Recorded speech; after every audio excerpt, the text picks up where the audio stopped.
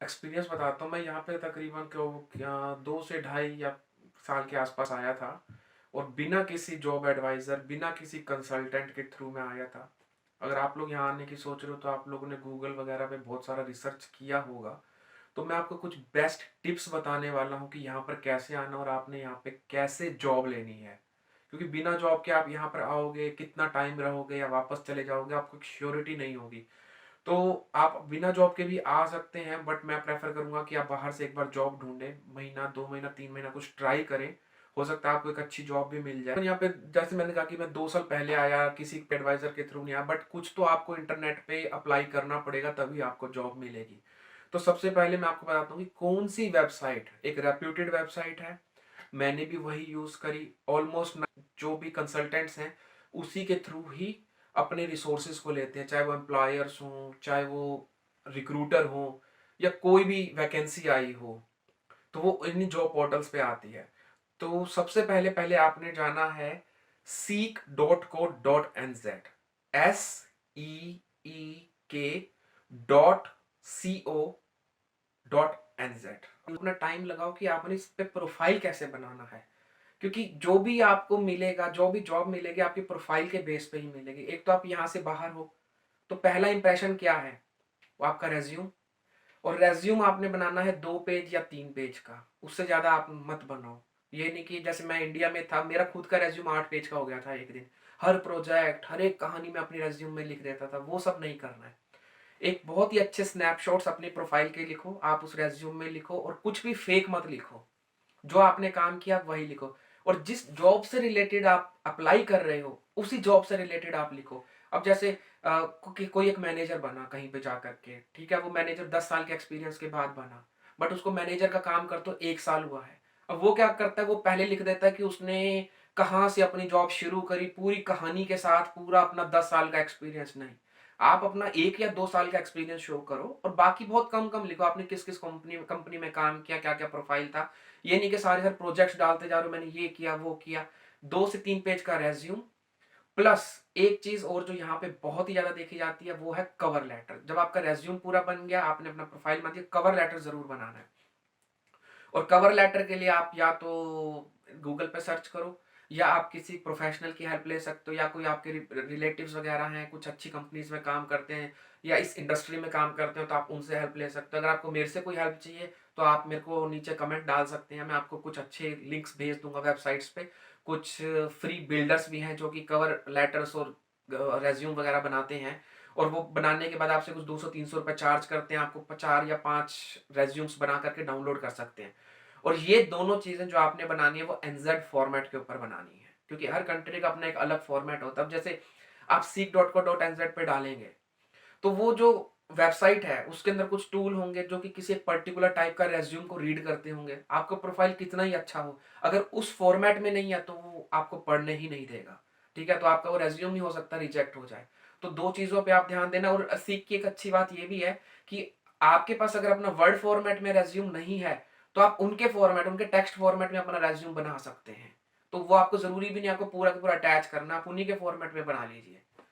तो और cover letter और रेज्यूम। और तीसरी एक मैं आपको वेबसाइट बनाता हूँ, एक है ट्रेडमी।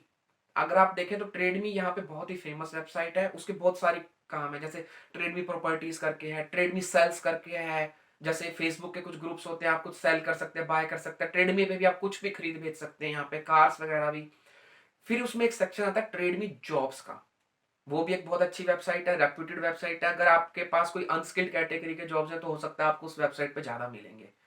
तो आपने सीख ट्रेडमी जॉब्स पे जरूर देखना है। और अगर आपने इस पे अगर आपको कोई वैकेंसी मिलती है तो उसका मतलब आपने 90% वैकेंसीज जो है न्यूजीलैंड की सर्च कर ली है, अगर आप इन दो वेबसाइट्स पे जाकर के देखते हो। फिर उसके अलावा आपका एक और वेबसाइट मैं आपको बताता हूँ, लिंक्डइन। लिंक्डइन पे आपको एक अच्छा प्रोफाइल बनाना है, क्योंकि यहाँ पे लिंक्डइन पे भी लोग जाकर के, रिक्रूटर्स जाकर के, एम्प्लॉयर्स जाकर के, एचआर वाले जाकर के, उन्होंने अपना पेड सब्सक्रिप्शन लिया होता है, और उसके थ्रू वो जाकर के आपका प्रोफाइल देखते हैं। और अच्छा, लिंक्डइन में एक चीज ये है कि आपकी लोकेशन तो इंडिया होगी, तो आपको अलर्ट्स तो आएंगे नहीं। तो आपको एक्सप्लिसिटली जा करके जॉब्स ढूंढ करके अप्लाई करना पड़ेगा।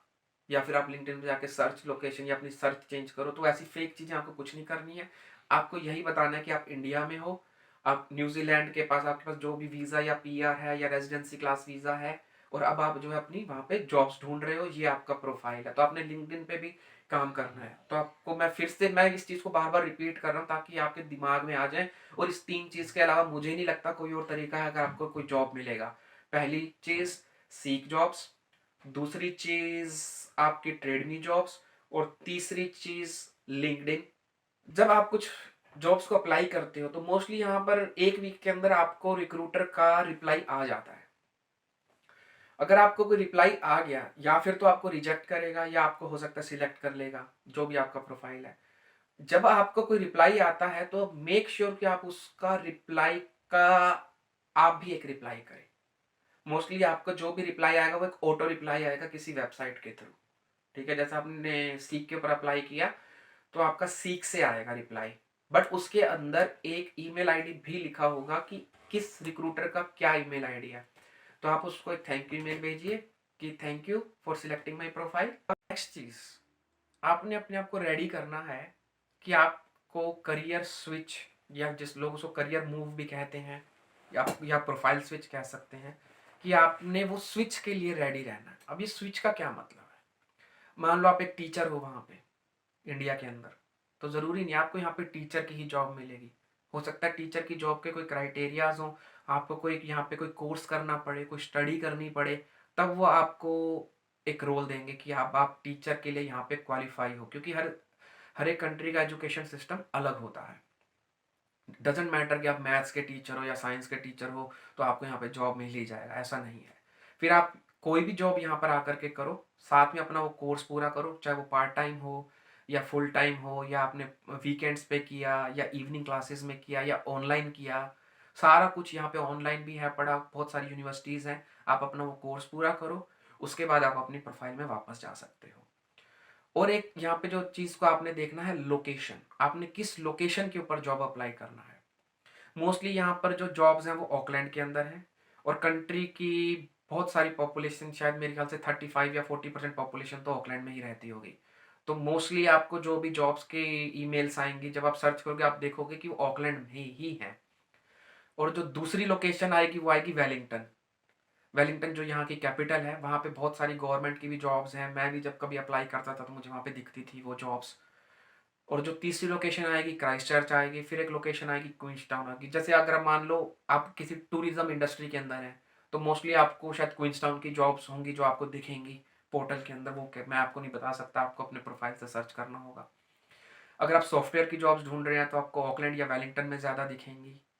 अगर आप कुछ एविएशन इंडस्ट्री, खैर अब तो एविएशन इंडस्ट्री का मत ही ढूंढिए आप, मैं तो यही रिकमेंड करूंगा जब तक ये वायरस का कुछ चल रहा है। चलो अब आप यहाँ पे आ जाते हो। अगर आपको लगता है कि आपकी इनकम कम है, आपकी सैलरी कम है, आप सैलरी को ज़्यादा यहाँ पे मत देखना कि आपकी सैलरी कम मिल रही है ज़्यादा मिल रही है। और एक चीज़ मैं आपको साथ में जॉब के बताता हूँ कि ये जो सैलरी डिपेंड करती है वो डिपेंड करती है कि किस टाइप की जॉब है।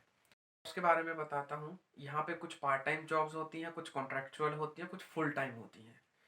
तो अगर आपको पार्ट टाइम जॉब भी आपको मिल जाती है तो वो भी एक अच्छा तरीका है यहाँ पे आने का, क्योंकि उसमें भी पैसे यहाँ पे कम नहीं है। जो आपका सैलरी स्ट्रक्चर होगा वो आपका होगा आवरली के हिसाब से, चाहे वो मंथली है, चाहे वो वीकली है, चाहे वो कॉन्ट्रेक्चुअल है। और जो आपको सैलरी मिलेगी यहाँ पे मिलती है मोस्टली पर वीक। बट एमएनसीज वगैरह में आप जाओगे तो आपको मिलेगी वो per month salary. But structure will remain same, कि वो आपको मिलेगा। जो मिनिमम वेज यहाँ पे है वो शायद $19-20 के आसपास है, कि मिनिमम वेज। चाहे आप कहीं पे भी काम कर लो, जैसे अपने वहाँ पे डिपार्टमेंटल स्टोर है, बिग बाजार है या पिज्जा हट है, कोई भी आप जॉब करो, $19-20 आपको के आसपास मिलना चाहिए। कुछ टाइम पहले तक वो $17 कुछ था, अब बढ़ा करके शायद 19-20 के आसपास हो गया है। और मैं मिनिमम अभी भी 17-18 लूँ तो भी वो एक अच्छी सैलरी है, कोई बुरी नहीं है। और उसके साथ आप दूसरा काम भी कर सकते हैं। जैसे अगर कोई लो स्किल्ड कैटेगरी से आता है, अगर उसको मिल जाती है कोई 4 घंटे की जॉब, तो 17 या 18 डॉलर के हिसाब से $50-60 उसके 4 घंटे के हो जाएंगे। प्लस वो उबर टैक्सी, ओला टैक्सी यहाँ पे काफ़ी फेमस है, अगर वो चला लो तो आप काफ़ी अच्छी सैलरी पे यहाँ पे हो जाओगे। तो काम क्या करना है उसके ऊपर बिल्कुल कुछ नहीं देखना है। आपको सैलरी मिल रही है, आपको काम मिल रहा है, कंट्री में आने के लिए उतना बहुत है ताकि आप अपना इनिशियली गुजारा कर सको। मैं भी यहाँ पर जब आया था, मैं अकेला आया था, फिर मैं 2-3 महीने यहाँ पे रहा, फिर मैं अपनी फैमिली को यहाँ पर लेकर के आया। तो आना है मोस्टली आप भी पहले अकेले आओगे, किसी के साथ शेयरिंग में रहोगे, फिर आप अपना घर रेंट पे लोगे, फिर आप फैमिली को अपना लेकर के आओगे। और आने के बाद मैं हर किसी को कहता हूँ कि अपना एक ड्राइविंग लाइसेंस ज़रूर ले लो यहाँ पर। और उस ड्राइविंग लाइसेंस के लिए आप कुछ वेबसाइट्स हैं, आप जा करके देखो और उसके थ्रू आप तैयारी करके आओ कि यहाँ पे गाड़ियाँ कैसे चलानी है, और आते ही यहाँ पे आप रिटर्न टेस्ट दो उस ड्राइविंग लाइसेंस के लिए, क्योंकि गाड़ी यहाँ पे बहुत ज़रूरत है। वैसे इसका कुछ लेना देना नहीं है, बट स्टिल मैं हमेशा सजेस्ट करता हूँ। तो आपने ओपन रहना है कॉन्ट्रेक्चुअल जॉब के लिए भी, पार्ट टाइम जॉब के लिए भी, और फुल टाइम जॉब के लिए भी, जो भी जॉब मिले। लोकेशन के लिए डजेंट मैटर फॉर यू, कोशिश करो कि आपको ऑकलैंड और वेलिंगटन में मिल जाए, बट कहीं पे न्यूजीलैंड में मिले। New Zealand is a beautiful country. आप कुछ टाइम 1 साल 6 महीने वो जॉब करो, क्योंकि मोस्टली यहाँ पे 3 से 6 महीने की होती हैं कॉन्ट्रेक्चुअल जॉब्स, और फिर आप किसी भी जगह लोकेशन पे मूव कर सकते हो, अनलेस कि आपके वीजा में कोई कंडीशन डली हुई है तो। और seek.co.nz पे आपने अप्लाई करना है। और अगर आपको सीख से रिलेटेड कुछ हेल्प चाहिए तो आप नीचे मुझे कमेंट सेक्शन में लिख सकते हैं, मैं आपको हेल्प कर सकता हूँ। मैं नहीं तो एक और वीडियो आपके लिए बना दूँ अगर आपको कुछ हेल्प चाहिए कि सीख पे कैसे ढूंढनी है, कुछ फिल्टर्स कैसे लगाने हैं, और ये सब चीज़ों के लिए। और सबसे इंपॉर्टेंट चीज़ किसी भी जॉब के लिए यहाँ पर रेफरेंस। आपको आज से ही आप अपने पुरानी कंपनी के किसी मैनेजर से या कलीग से रेफरेंस इकट्ठे करना शुरू कर दीजिए। जो भी आपको जॉब मिलेगा, आपकी एक वेरिफिकेशन होगी, तो वो आपको आपके प्रीवियस मैनेजर को या कहीं पे कॉल करेंगे, आपका कैरेक्टर देखेंगे कि आप कैसा काम करते थे, आपके प्रोफाइल की बैकग्राउंड वेरिफिकेशन करेंगे। मोस्टली यहाँ पे होता ही है ये। अगर आपके कोई ऑस्ट्रेलिया न्यूजीलैंड में कोई कलीग्स हैं जो गए हुए हैं, आप उनका भी रेफरेंस दे सकते हो, क्योंकि वो फिर एक लोकल रेफरेंस गिना जाता है। आई होप आपको ये मेरा वीडियो पसंद आया होगा। आपने यहाँ पे कैसे जॉब ढूंढनी है। Best of luck for your job searching. आप मेरे इस चैनल को सब्सक्राइब कीजिए, क्योंकि मैं कुछ और न्यूजीलैंड से रिलेटेड वीडियोस डालने वाला हूँ।